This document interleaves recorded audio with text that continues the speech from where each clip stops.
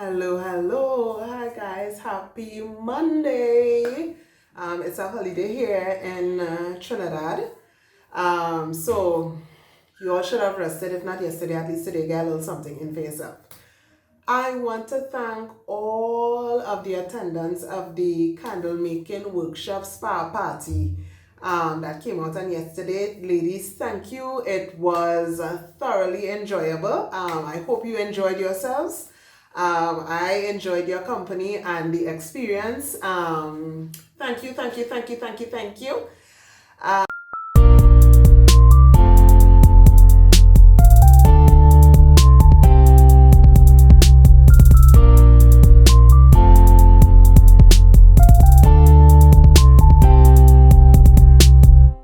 Look out for the next one. Today, I want to do, as usual, our normal devotional. Today, I want to read from 3 John. Just a few chapters. I am going back to our normal influence, impact, growth, mental health, and emotional health. Today short because last week was long.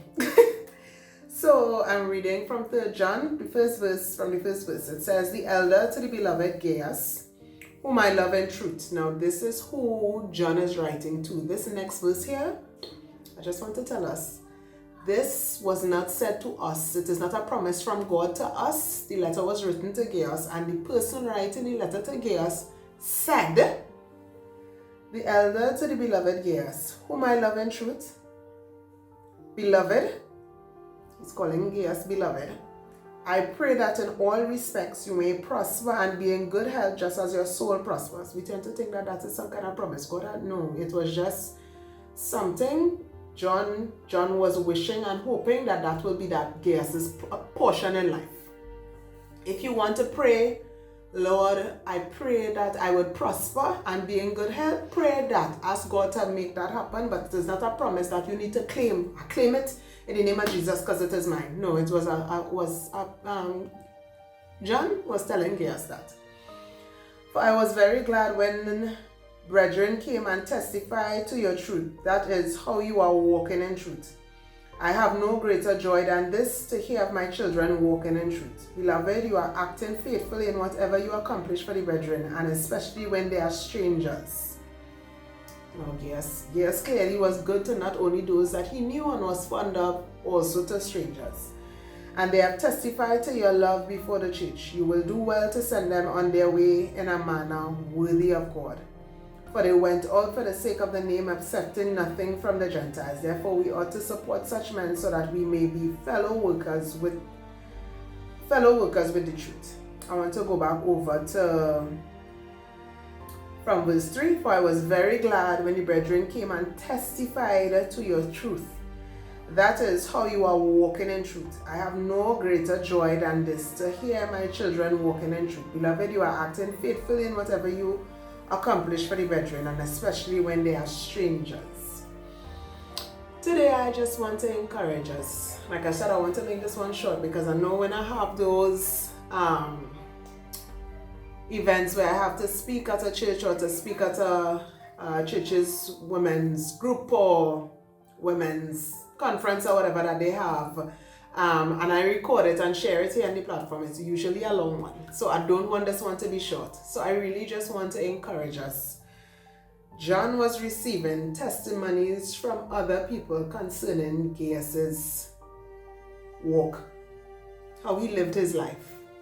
My encouragement for us today is to remember your impact and your influence. Somebody is going to remember how you spoke to them, is going to remember truth that you shared with them, is going to remember an experience that they would have had with you, and that is going to be their testimony. If you didn't have a great testimony with people in the past, that's behind you. As of today, the 2nd of May, happy May, let's be more intentional as to how we live out our truth, how we live out our lives as ambassadors and representatives, as I said last week, of Christ, how we live that truth out let's be mindful, because those we know going to talk about it. Strangers that we don't know so well are also going to talk about their experience with you. Make it your mission. As much as lies within you, the Bible says to live at peace with all men, as much as lies within you. See to it that you make the impact and the influence that you have on others a pleasurable one, so that when they testify, give a description of what would have taken place with their encounter with you, that it will be a good one. That somebody like John could say, I was pleasantly pleased that this is the report that I got about Melina, that this is the report that I got about, people go have those, what is that? I go have those that despite all their attempts might still, out of malice and out of, I don't know, covering their own nakedness, try to throw you under the bus. But as much as lies within you, let those few be the overwhelming testimony that is given, that she's this person, she's that person, he's this kind of person, he's that kind of person. Try, just like Gaius did. John said, for I was very glad when brethren came and testified to your truth. That is how you are walking in, that is how you are walking in truth.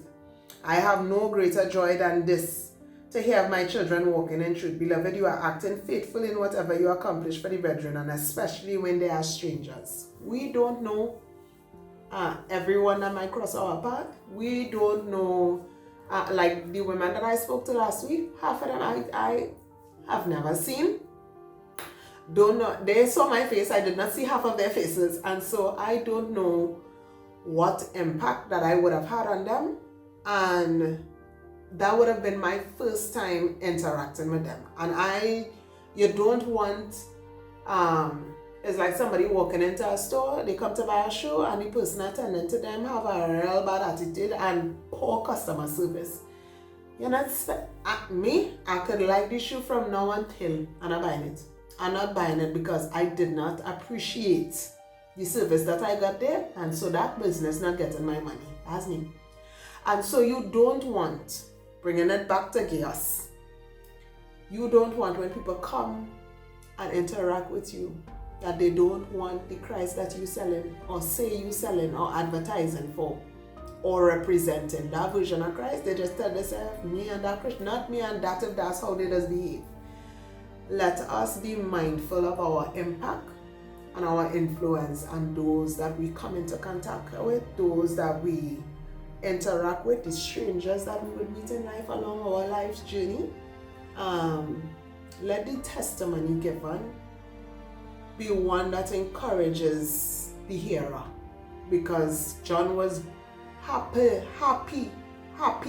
hearing the report that the strangers plus those who knew Gaius brought about concerning him. So this is gonna be real short. I just really want to stress that be our goal this week. It's a new month.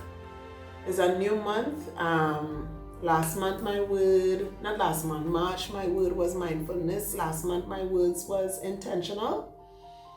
I ain't come up with my main word as yet, but as this is the beginning of May, our first Monday in May, I pray that God will help us to be more focused on not how we look and not how we, let's see, I try to put myself together today. That's not the usual. Sometimes it's be no makeup, hair just and a hair. Let it not be that we focus so much on the outward appearance that we don't focus on the inside and how we represent Christ when we do open our mouths, or we do display our attitudes in uncomfortable, not so nice situations. My mother always used to say, when she would get into any kind of squabble with somebody and they'd say something and they'd go, sorry, I didn't mean that. She used to bawl out, no, you mean it? From the abundance of a man's heart, so shall he speak. You don't want when you bring up things for the inside, is not your testimony of yourself. You are not a good witness, as Mama Joy said to us in service one time. You are not a good witness for Christ. You are not a good witness for yourself. When accusations are brought towards you, nobody can stand in defense of you, because this is just that's how she is. That's the testimonies that people will give. No, that's how she is. That's what she tried to tell her. That is not the truth. When you talk to she, so and so, so and so, so and so. So I just want to encourage us to be mindful that how we live, how we interact with people, how we make people feel, like that's the testimony that they're going to have. You may not always be able to control the narrative about you, because sometimes people swing it to suit them or to paint themselves in a better light. And so you're not always able to dictate how the narrative about yourself will be relayed. But do your part to make sure that even if one person spills a narrative that's just like, the other 5 people listening will be able to say, I really don't know who you're talking about, but that's not the Melina that I know. That's not the Sarah that I know. That's not the Kelsey that I know. That's not the Sapphira that I know. That is not the David that I know. That is not the Samuel that I know, or the Gamaliel that I know. That's not the individuals that I know. Make sure that even though somebody tries to give a false narrative concerning you, there will be other witnesses willing to testify that that is not who she is. This is who she is. So I just want to encourage us again to really, let's take a page out of Gaius's book and ensure that we do our part to have a good testimony concerning ourselves, a good testimony of how we love, a good testimony of how we display the fruit of the Spirit, a good testimony of how we interact when the pressures of life are really, really heavy, a good representation of a person being a good ambassador for Christ. Love you all. Have a safe week. Be good. Continue to protect yourself, sanitize, social distance, and wear your mask. Have a great week, guys.